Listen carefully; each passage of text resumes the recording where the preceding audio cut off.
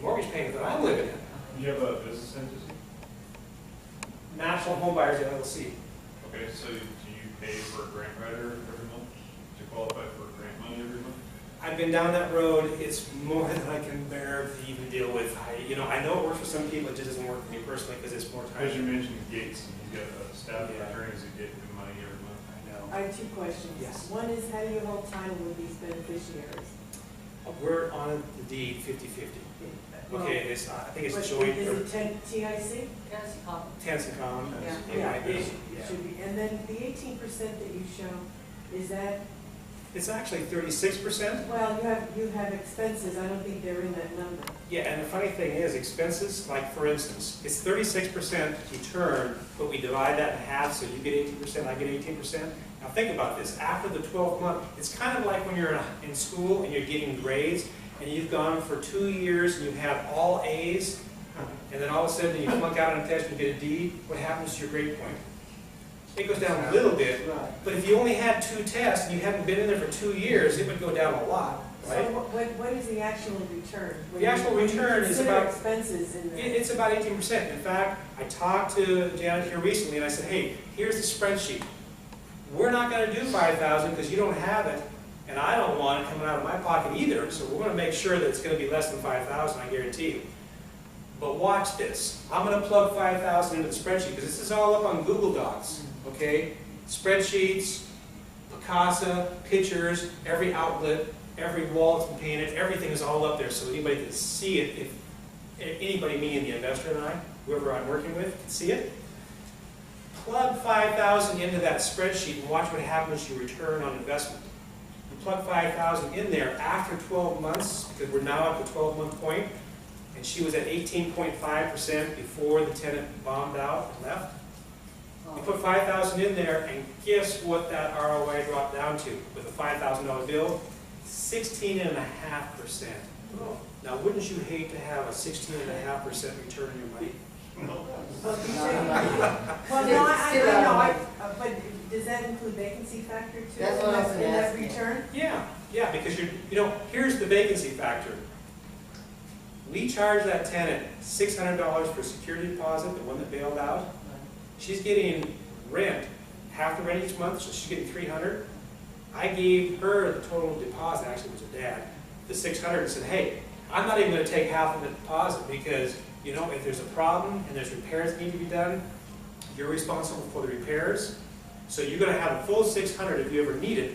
The person bailed out, they've been gone for 2 months, empty, as we're going through this cleanup process.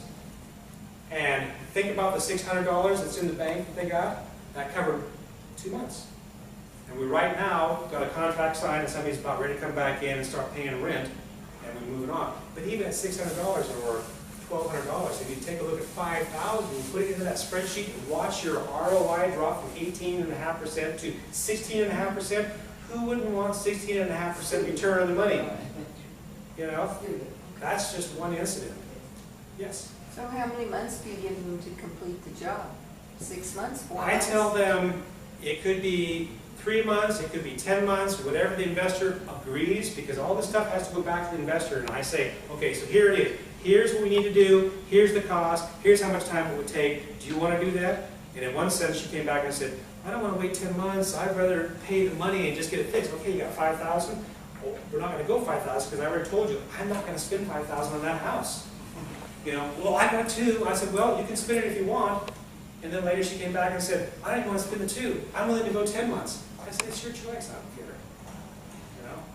It's not that much when you take a look at the return on investment. When you're pulling it out of your pocket, it feels like a lot of money. What about mechanics liens and hold harmless? There's all that stuff involved. This is all stuff that I have to deal with. I've got to make sure that, all that stuff is handled. And I'm half on the deed. If I don't do it right, I'm going down too. I'm not going down. I don't like working for free. Yeah, I spend hours in that office, but I don't want to do it for free. So I'm going to make sure this works. So what do you do when somebody wants to get out of a deal? What kind of an agreement do you have to begin with? These type of deals that I'm getting people into now that they're going to actually help out, they say, well, I'd like to be on a year lease, and my first thing is No, I don't mean the tenant, I mean the investor. The investor, The investor that's buying the property. the investor gets back, eventually when we do sell, it could be 5 years, and they might come back at the end of 5 years and say, you know what? This has been working out great, I just want to hang in there for another 5 years, because it's all designed for constant cash flow, and I go, well, let's go for another 5 So, years. is there a hard agreement that you have to hold the property? for About, we try to go for about 5 years. 5 years? But here's the deal, and probably some of you don't know this. If we have a tenant in there, and we're in an area where there's NACA, anybody in here heard about NACA? Okay, NACA.com, I want to write that down, okay? What happens is NACA can get these tenants qualified for a loan, low interest, 30-year fixed rate loan for like 3% or whatever. Sometimes it's 2.8, okay? And they don't even care about the tenant's credit. They care about their income to debt ratio, and they put them in a program, and the program works with them for about 4 to 6 months until they're qualified. And once they're qualified and they get a loan, they have to still be with NACA, and NACA kind of has them beholden to them. They got to pay NACA $50 a month. And the other thing they have to do is volunteer their time, and NACA watches and makes sure that they stay with their income to debt ratio. But guess what? When they're qualified, we go back to Section 8 and say, hey, look at this. Section 8, they're qualified to buy this home. They're the only people in the world who would come close to paying retail for it, right? No investor would. Most people don't want to move out of the house that they're in. They'd rather stay and not go through all the hassle, especially if they're in Section 8 and they're qualified. You take it back to Section 8 and you go, hey, Section 8, they're qualified. Would you rather pay $800 a month for their rent, or would you rather pay $400 a month for the mortgage payment? And guess what Section 8 says? $400. We'll make their mortgage payment. Imagine Okay. Section 8 making... Knock. No. Section 8, who has been paying their rent, is now going to pay their mortgage payment.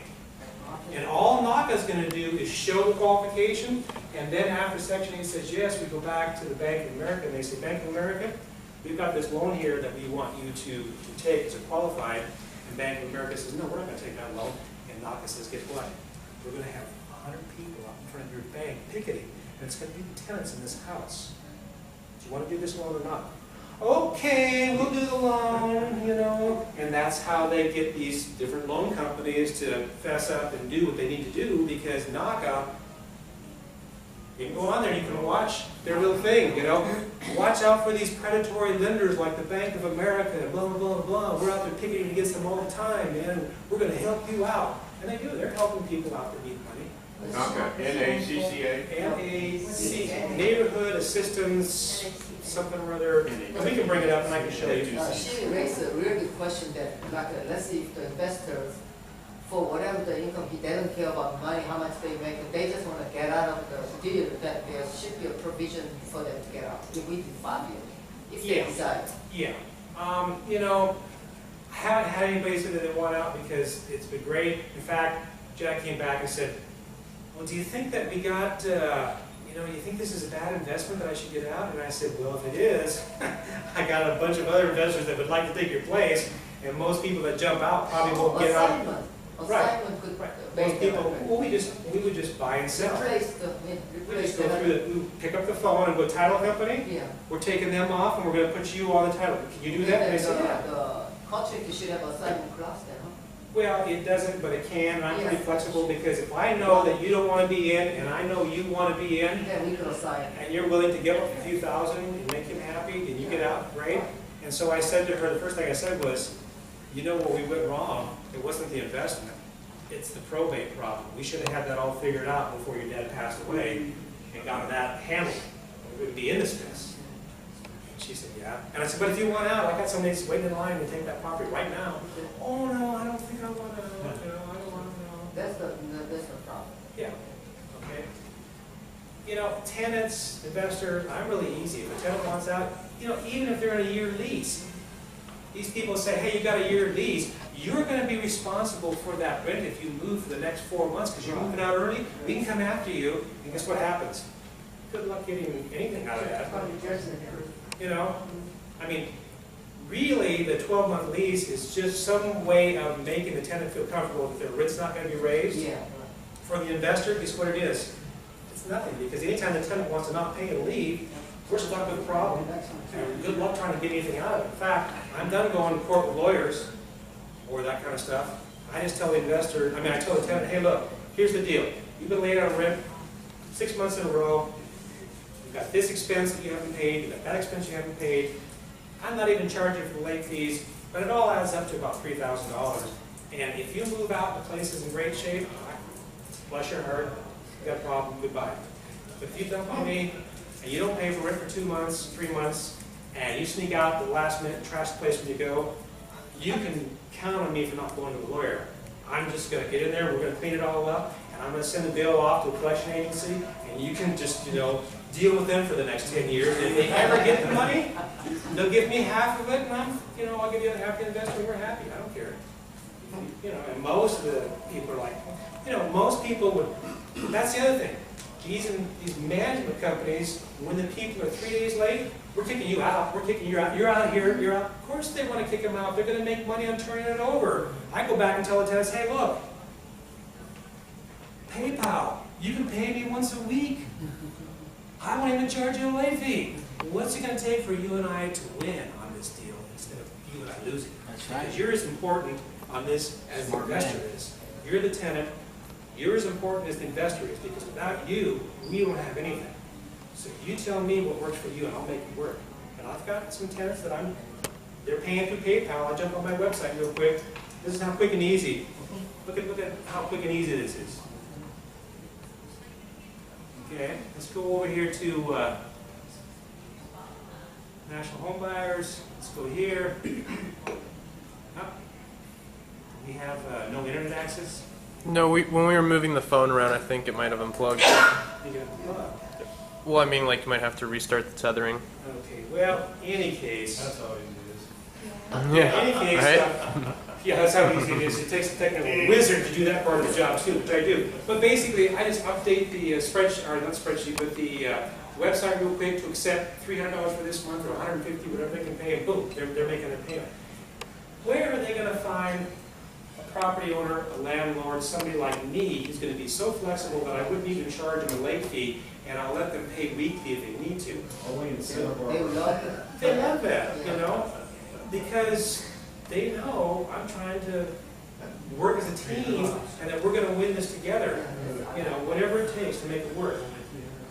You won't find that in Ohio. No, I got property in Ohio. That's specifically who I'm talking about right now. That's the tenant in Ohio. And you're in Santa Barbara. They're in Ohio. They're in Ohio, but I own the property in Ohio, and I don't even have a property manager there, and they're not on Section 8 or anything. I'm telling them, hey, look,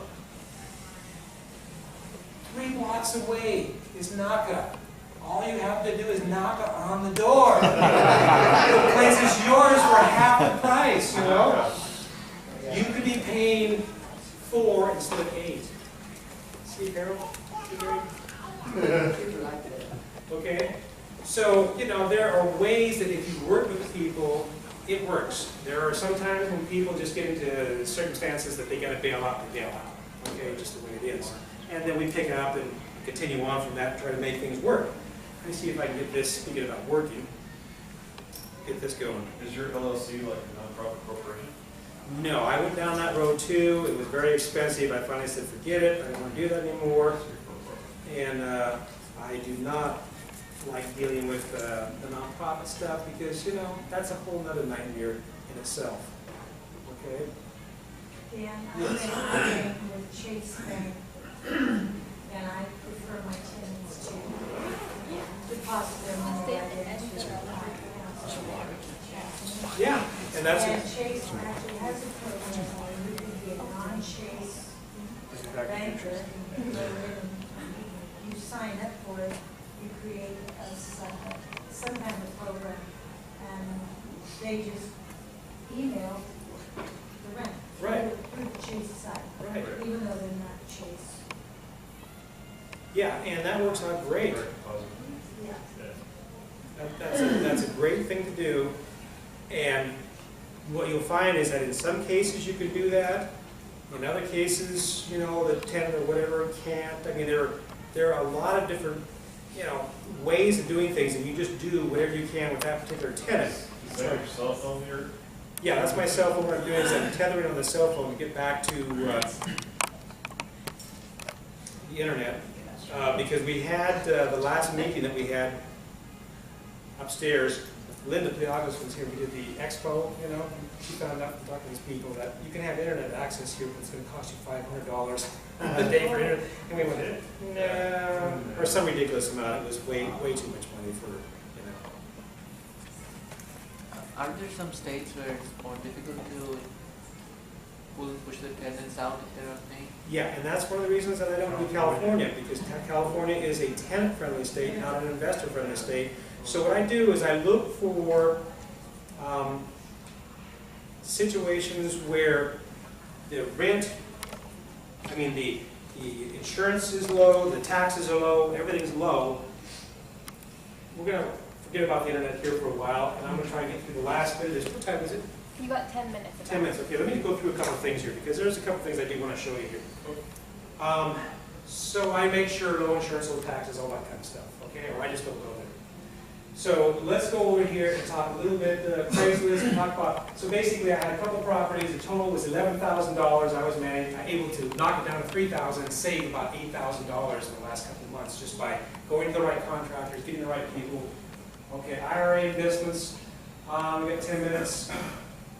I'm not going to get too much into IRA investments other than the fact that we've had IRA custodians, people here speaking. We're going to have more. We've got a number of people in California that are good at this. I'm with Equity Trust and a couple of other IRA custodian companies, and I've had different people say, we won't even deal with Equity Trust because their fee structure is too high. Forget it, we don't deal with it. So when I recommend anybody to you as far as an IRA custodian, it'll be somebody with fees that are less. They're probably local in Southern California. Karan Hall is one that you'll see on the website. You can watch her information. She's very good. We're not going to get into the computing stuff right now because I'd have to fiddle around a little bit more to get internet access, and we're running out of time. But Santa Barbara Computing is the main website that I've got for that business, which is my business too. You have a link there, right, on the website? What's that? You have a link for that on the website? Yeah, on the Santa Barbara SBREIA website, under contact is a link back to all this. I also have a test website where you can take a look at some of the work that Michael and Lana have done on some of these websites, which are really, really nice for like $200, $300, $400, $500 max. GoDaddy tech support said, hey, most of these websites are anywhere from $1,500 to $2,500 per website. And we're getting them out anywhere from $200 to $500 depending on how complicated you want. And if you go to this sbcstest.com, you can take a look at the first one on there, which is Channel Islands Realty. You'll see a template that's very nice for realty. Okay? WordPress, we're not going to get inside of that. We're running out of time. We were going to get inside the REIA. Don't think we're going to do that right now. There's something else that I want to just give you a little heads up on. Here's the embarrassing email. Okay, you guys, some of you got it. Alana said, "Hey, Dad, I'm calling them up and they're saying they got the email, but they said they never opened it. They never even looked at it." And I said, "Okay, let's put a little test. I'm going to put out subject line embarrassing email, and then inside the email it said, how embarrassed I would be if you missed this. X, Y, Z. Click on the link, and it took you right back to our meeting and all the information. We went from 0 people not looking at a single one of the emails that I was sending out because people just get into a habit of, oh yeah, it's a meeting, I don't have time, Because most of it really depends on us calling people and talking to them. As soon as they saw this, they start clicking like crazy on it. We got a 22% open rate, 91 contacts, 124 people open this email because they're like, oh, it's so embarrassing. Did your pants fall down? I want to know. And this isn't going to work. I opened it. You did? Okay, there you go. So, I couldn't put the same email out next month because everybody's going to go, It's a catchphrase. I know this game. You caught me on the last one. Okay, but this is just an example of marketing because we're going to go on and we're going to talk about something else. What happened in 2007 and 2009? What caused our Great Recession? Was it the government? Was it Wall Street crooks? Was it the bank? Was it outsourcing our jobs to China? All the above. Was it the energy expense of oil? Is there something that we might be in denial of, that we're not really thinking about, that is part of our employment problem that's coming up, but we're just kind of going along like, you know, I didn't see that, or that hasn't affected me, or, you know, is there possibly something in there? Look at this. Unemployment. Last 2,000 or 3,000 years, we've been riding horses. We have this thing called horsepower. Okay? You don't know that. 1901 was the peak of horsepower at 3.25 million horses. 1924, even after the Industrial Revolution, you know, it started going down because of different reasons. We got down to 2 million horses. How many horses in 2012 do you see out there working for us? What displaced the horses? Machinery, Gasoline. Machinery. trucks, auto. Trucks. Okay? Trains, Okay? elevators, Huge, huge displacement. Huge displacement. all that stuff. This is a little book that I suggest you download from Amazon for about $3. Race Against the Machine. They in the book are calling it what's happening technological unemployment. I just like to call it automatic unemployment, because the truth is we're all automatically becoming unemployed. Why? Now we know how to drive a car. We're riding that machine, but guess what? If we're actually going to keep pace with machines and automation and putting things up on websites and emails that capture 22%, you know, we're going to have to learn how to ride the machines, and I'm not talking physically ride the machines. We're going to have to know how to do it mentally, virtually, socially, any kind of automation, any kind of doing it faster, better, some other way other than using human labor. Why is it going to happen? Because you can create a business better than me, because you got all this automation. Okay? And people aren't going to stop. It's just going to keep going. Okay, so, you know, who are going to be the people that are going to have a hard time keeping up with this? How much in our gene pool do we have Neanderthal and Cro-Magnon? You know, supposedly we mixed with these way back, and there's probably people on the planet that have a fair amount of that gene pool still in them. If we can't mentally stay on top of this game of figuring out how to not beat the machines, because we can't beat the machines. We can't. They're evolving way faster than we could ever imagine. All we can do is learn how to ride the machines to wherever we need to go, and I don't mean just physically. Okay? Especially they have the cheap labor in the Far East. Here's the joke about the cheap labor in the Far East. That's going to kill them. Guess what's going to happen? Yeah. At some point, their labor is going to equal our labor, and the outsourcing won't be outsourcing because it'll be the same price, but guess what? They're going to have the same problem that we're going to have. And they're going to be displaced by machines just like we're going to be displaced. It may take 20 years though. No. You know what? It's all happening much farther, faster. 15 years ago, they came out and said, absolutely, automated driving is not going to happen in the near future because it's technically too difficult. Who did it? Google. Did you say Google? Google. Right, Google did it. And not only did they do it, they went all the way across the nation and drove anywhere from 1,500 to 2,500 miles. Google, all through machines, proved so much that this can be done so well that the laws are already being passed in Las Vegas for automated, non-human driving.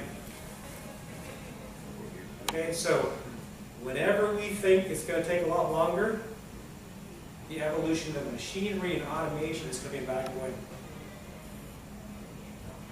it's happening. In fact, they talk about the second half of the chess game, how the first half is kind of slow and then it becomes exponential. So what we think happened in the last 50 years, we couldn't possibly match it in the next 50. it's gonna be so much more the next 50 than it was the last 50 that we're all gonna be sitting here doing. I don't think I want to put any of that robotic stuff in my blood just so I can watch TV without a screen. I don't want to go there. You know, we're talking some really weird stuff that's going to be coming up that we're all going to have to deal with in our time. Yeah. So, what time we got? 8 o'clock. Ooh, how's that for timing? So we're all going to have to deal with this. And so all I'm saying is, please don't be in denial. Every job, everything that you do as you move forward, keep asking yourself. You walk into Home Depot, and do you know what's in a Home Depot now? Have you seen the automated checkout where you do it yourself? That's just to get you kind of an experience and a taste of it. We went to Oregon a few years back, and my son and daughter went, "There's somebody outside of our car at the gas station and they're doing something to our car." And I said, "Yeah, it's called putting gas in there. That used to happen in California." It doesn't happen anymore. We're going to go into Home Depot, the grocery stores, and they're going to say, a machine's going to say, "Hold up your cell phone," and then you're going to pay for your thing, and there's going to be nobody there except for a guard with a gun, just to make sure you don't run out with the goods. I mean, it's like Starbucks already. Yeah. And so, Costco has it on their card. And so those are, you know, more signs of job displacement, automatic unemployment. And there are areas where the last vestige of people like plumbers and rehabbers and nurses and doctors and different people who have fine dexterity and make different decisions who might be the last people to go, because who's going to, at this point, put out $1 million robot to do a $12 an hour painting job? It's not going to happen, right? But you see where this is all going. You're the man. You're next. I'm done. I'm out of here. We're 8 o'clock, and so we're going to move on and give it to you from 8. Brandon's going to come up here and give us a rundown of what's happening in Santa Barbara, Las Vegas. He's got a lot of good things to tell us about. And, okay, I'm not quite sure what's going on here, but I'm going to help you out, make sure that you get your machine up there. And we just switched over, and you should be, your computer should be, I don't know, fire yours up or kind of, yeah, oh yeah, we can do that. As a matter of fact, what I'm going to do is just close this up and take it away completely, because we are done with me for now, and we'll get you going. And then let me know, okay, so you're on up there. Yeah.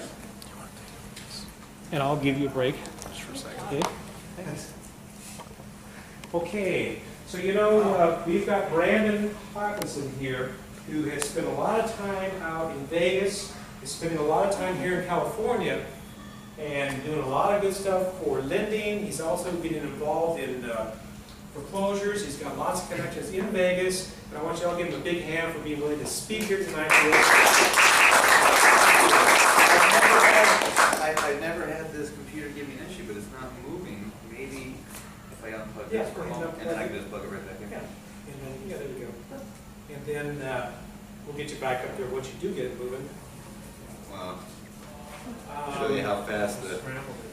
Yeah, well, you know, do what you need to do. I'll talk a little bit here while you're doing that. If you restart it, then it's going to record. And you might have to restart it. Yeah, if you restart the thing on. Dan? Yes. I'm new to Mac, how do I do that? No, it's still. Other meeting spaces for a group here? Yeah. Are you good at Mac? Yeah. Yeah, and I think that I held this down, those are good and that things, doesn't good work places now. that we need to seriously I just look at. learned that. I So if never you have done any one way before. to introduce me to, and I can go take a Thank you. physical look at the place. Right now, you know, 200 is not too bad, but if we got it for free, you know, if we got a place for free, and people were willing to go there, and the parking was fine, and everything else, then we wouldn't even have to charge $10 to go to the meeting. The only reason we charge the $10 or $20 is to pay for what we got going on here. The only thing that I can say about what's been nice here is if you get up and you walk outside and you just in the hallway meeting people, you can make contacts here that you would never make at Rusty's Pizza. Right. I promise you. Now, you can make them at Keller Williams, and some people might be on and go, well, I went there, but they all tried to suck me into this or that. This place is pretty neutral from the standpoint that You're not gonna have the help that works here trying to suck into anything, Right. but you meet a lot of people who are business, like the gentleman that was just here from, New Jersey. New Jersey, yeah. Just a perfect example of how you can network here and what this place has to offer. And the bigger that we have this, because, you know, we're not too far, today we are because of the holiday and Labor Day, but we're not too far from being able to have enough people to have this upstairs where we have the expo. And you saw how nice that was? And if we get some vendors like Keller Williams, Home Depot, some contractors in town that do different things that come in and help pay for that, so that more of it's free for us, and they're on the sidelines as, you know, people we can talk to about rehabbing this or whatever. So you're looking for foot traffic to walk in? Yeah, so we're looking to, what I'd like to have is a meeting that was probably, you know, between 80 and 90 people upstairs with some vendors like we had on the all-day thing, but just have it in the evening for, you know, 3 or 4 hours like we're having this. How Do you big do was this it? monthly or? We do it monthly, toward the end of the month, and what we try to do is we try to avoid Halloween, we try to avoid Thanksgiving. In fact, we probably won't even have a meeting Thanksgiving or Christmas because nobody shows up. Everybody's got, you know, the whole shopping thing. It's like we're all frantic because we're so guilt-ridden into we've got to go out and shop till we drop, you know, and do all this stuff. So even this meeting, you know, shouldn't have been the 30th because that's Labor Day. Have you considered it quarterly publication? I've considered a lot of things, and I'm up for anything, and what you'll notice is it's a slow progression. People keep going, Dan, you changed the website, you changed this, you changed, I'm trying to make each month is a little bit better, so anything that you have, that you go knock my door, send me an email, Dan, try this, I'll contact them to help, because we're all in this together. We work as a team, and we all help each other get to another level. That's a good thing. There's a question. I My can't. sister might know too. Anything on an automates is, yeah. Are you closer to this location? You are from either, or? I'm on top of San Marcos Pass, just before you go over, you know, on 154, Okay. okay? And I'm happy to go to Santa Barbara or Goleta. I don't want to go to Los Angeles. That's why we're doing this. Nobody wants to drive down there. Santa Barbara Club. is Santa Barbara. Yeah. Santa Barbara. The expo we had, excuse me, how many people would you say we had at the expo? It was an all-day event, maybe 60, 70, 80? I was gonna say about 60. 60, okay. And that was an all-day event from 10 in the morning until 4 in the afternoon, and then we got to go downstairs here to have drinks, and Michael sat with me, and he wasn't 21, so he couldn't have wine, but he is now. Yeah, it was a joint thing that Linda Pliagas, who has Realty 411 magazine, which is the magazine out there, and she meets with people like David Lindahl and all these people all over the nation. She's really good at, you know, networking and putting out. Her and I put our work together, and maybe once or twice a year we'll do an all-day event. It's really hers, but free. And the reason it's free is because the vendors that speak, they're paying hundreds of dollars to have a table to come in and speak. I'm not charging Brandon. I'm charging you $10 to come in and listen to Brandon. And that's kind of how it's been. Or we could get to the point where we flip that and start charging the speakers and charging the vendors that come in, you know, and then we come in here for free. I'm all for that. Anything that works. Okay? So Brandon, thank you very much. Thank you, Dan. I want everybody give him a hand for right here. You need to help him out. I will, thank you. And we wanted to let you know, I'm going to speak a little bit fast, but same policy as Dan's. If you have a question, feel free to chime in. If it becomes well, my Uncle Billy got married to a girl, and her uncle, well, let me give you some background kind of a question. I'm going to probably stop you and say, let's talk afterwards. If it's a quick pointed question on task and the subject at hand, I'll probably know the answer, and I'll gladly answer. But I'm not going to get into scenarios, but we can speak afterward, and I'll be giving everyone my information.